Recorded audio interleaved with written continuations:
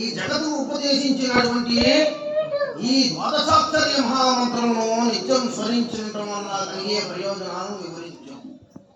మరలా ఈ ద్వాదశాక్షరి మహామంత్రము యొక్క మహిమ ఏమిటి అంటే స్వామివారు చక్కగా స్వయంగా జ్ఞానాన్ని ప్రసాదిస్తారు.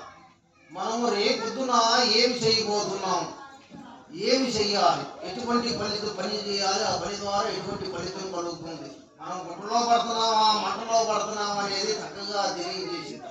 ఇది మంచా ఇది చెడు అని జ్ఞానాన్ని ప్రసాదించింది. తద్వారా మానవుడు చక్కగా చేరాల్సిన చోటకే చేరతాడు అన్నమాట. ఈ ద్వాదశాక్షరి మహామంత్రం గొప్ప విషయం ఏమిటంటే తల్లి తండ్రి అన్న తమ్ముడు అక్క చెల్లి ఆస్తి పాస్తి పదవి ఏది కూడా శాశ్వతంగా, ఇదంతా కూడా కర్మబంధం ఉన్నంత వరకు.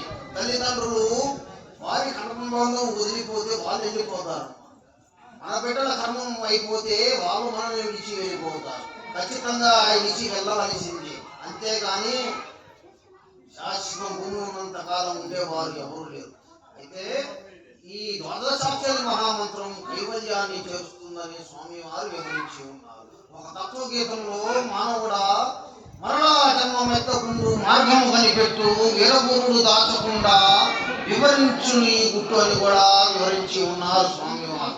మరలా ఎటువంటి జ్ఞానాన్ని ప్రసాదిస్తారంటే స్వామివారి ద్వాదశాక్షరి మహామంత్రాన్ని ఉపదేశించడం వలన ఎటువంటి శక్తి లభిస్తుందంటే మహానుభావున గుంటూరు జిల్లా మంగళగిరి వెళ్ళాము. మాజీ ముఖ్యమంత్రి వర్యులు నారా చంద్రబాబు నాయుడు గారు చక్కగా ఫోటోలు దిగుతూ ఉన్నారు. వారి మనసులో మలినాన్ని మేము గ్రహించాము. చక్కగా వారికి కాలజ్ఞాన బోధన చేశాం. 27/7/2022 సంవత్సరం చక్కగా వారితో ఫోటోలు దిగి సభాముఖంగా మేము కాలజ్ఞానాన్ని వారికి తెలియజేశాం. ఏమి చేశామంటే జయహో చంద్రన్న జయ జయహో చంద్రన్న అంటూ ప్రజలు పట్టం కడతారని, రాబోయేది మీరేనని, మీరే ముఖ్యమంత్రి వర్యులై తీరతారని చక్కగా వివరణ చేశాము. 2 సంవత్సరములు తిరిగే లోపల మేము చెప్పిన విధంగానే ముఖ్యమంత్రి అయ్యి కూర్చున్నారు. అంటే మేము చెప్పడం వల్ల వారు ముఖ్యమంత్రి అయ్యారని కాదు, కాలగతిని ఎరుగు చేస్తుంది ఈ కాలజ్ఞానం. చక్కగా రేపు జరిగేది కాదు, 2 సంవత్సరాల తర్వాత కూడా జరిగేది కూడా చేస్తుంది.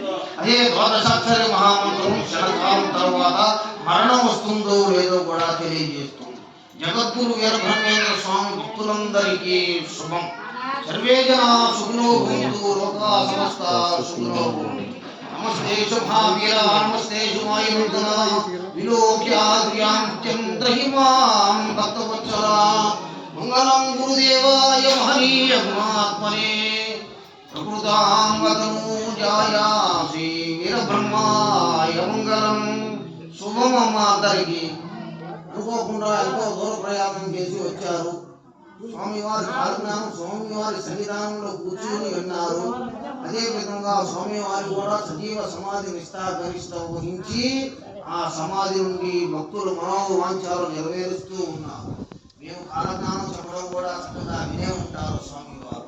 మీరందరూ కూడా చక్కగా ఆశీనులై చక్కగా విన్నారు. అందరికీ శుభం కలగాలని స్వామివారు కోరుకుంటూ శుభం.